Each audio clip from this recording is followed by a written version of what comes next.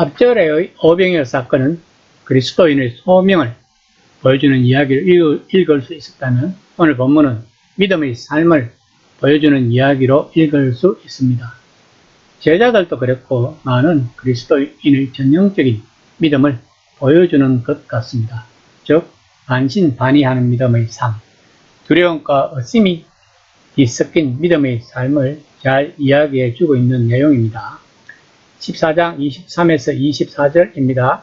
무리를 보내신 후에 기도하러 따로 산에 올라가시니라.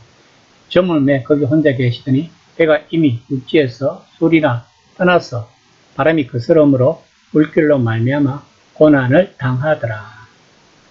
요한복음에서는 오병이어의 이적을 보고 난 후 무리들은 예수님을 왕으로 삼으려고 했다고 기록하고 있습니다. 이런 무리들을 해산시키고 제자들도 먼저 배를 타고 떠나게 하고 난 후 예수님은 홀로 기도하러 산에 올라가셨을 때의 심정은 어땠을까요?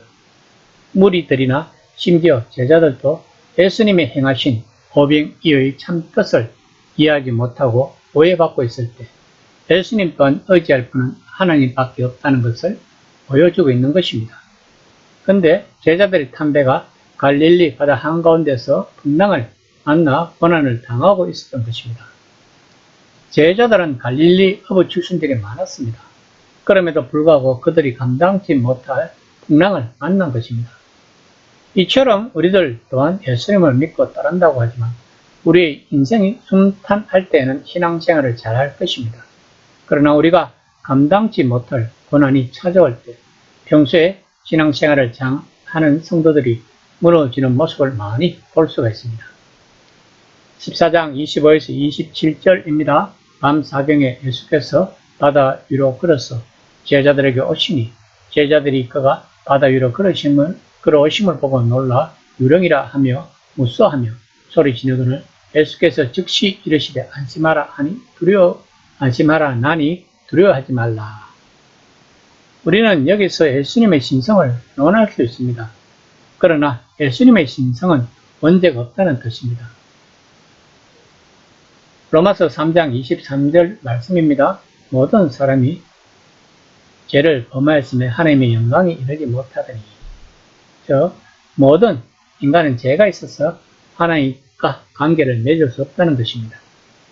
예수님의 인성과 신성에 많은 논란이 있었지만 325년 니케아 공의회에서 예수님은 완전한 인간이며 완전한 신이라고 정식으로 공표를 했습니다.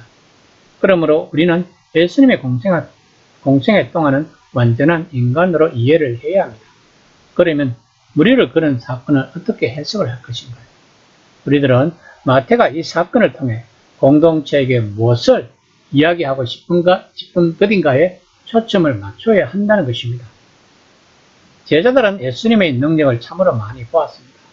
그물의 가르침과 기도도 많이 들었을 것입니다. 그런데 이제 난간에 처했던 것입니다. 그렇게나 갈릴리 바다는 자기들의 삶의 터전이요 속속들이 잘 알고 있다고 잡아둔 제자들입니다. 그럼에도 불구하고 제자들은 그 풍랑을 감당하고 있지 못하고 있는 상황입니다. 이처럼 우리들 또한 이 세상에서 참으로 많은 것을 발견하고 배우고 깨달아도 정말로 중요한 일들 앞에서는 무력한 경우가 많다는 것입니다. 많은 사람들은 예수님에 대해서 약간씩은 알고 있지만 그들에게 보이는 예수님은 자신이나 자신의 문제와는 아무런 상관이 없는 유령 같은 존재 혹은 신기루나 한상처럼 생각한다는 것입니다. 어떤 사람은 예수님을 두려워합니다. 어떤 사람은 예수님이 자신을 그냥 내버려 두었으면 합니다. 또한 제자들처럼 예수님을 믿는 사람들조차도 그분을 제대로 이해하지 못하고 있습니다. 그래도 예수님은 불가능한 일들을 해내시는 것 같고 할 수만 있다면 그분처럼 되고 싶어 할 것입니다.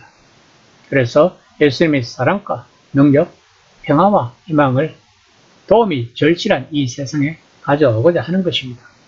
그러다가 우리가 감당치 못하는 파도를 만나게 됩니다. 그 파도를 무수하는 우리들을 보고 예수님은 베드로에게 말씀하신 것처럼 내 믿음이 정말로 그 정도밖에 안 되느냐? 왜 그렇게 의심이 많으냐? 라고 말씀하실 것입니다. 그리스도의 제자로 사는 우리는 그런 상황을 반복해서 경험합니다.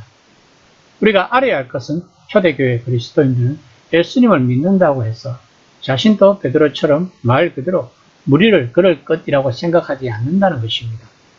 왜냐하면 그들은 마태가 무엇을 비유로 이야기하고 있는지 완벽하게 이해했기 때문입니다. 또한 배가 난파되는 사건을 여러 차례 겪은 바울도 배에서 나와 무태까지 걸어갈 수 있다고 생각하지 않았습니다. 그러므로 마태는 독자들이 이 이야기를 믿음의 여행이라는 관점에서 그리고 의심과 씨름이라는 관점에서 듣기를 바랐을 것입니다. 우리는 그리스도인으로서 신앙생활을 하기가 힘들 때가 많을 것입니다. 다시 말하면 성경의 말씀대로 삶을 살아가기 힘이 든다는 것입니다. 본문의 베드로처럼 우리도 바람에 몰아치는 파도를 바라보면 그것은 정말로 불가능한 일처럼 보일 때도 많을 것입니다. 그러나 우리의 소명은 예수님께 우리의 시선을 고정시키고 예수님의 격려와 꾸지점을 듣는 것입니다. 이것은 너무나 명확한 일이지만 실천하기는 참으로 힘이 든다는 것입니다.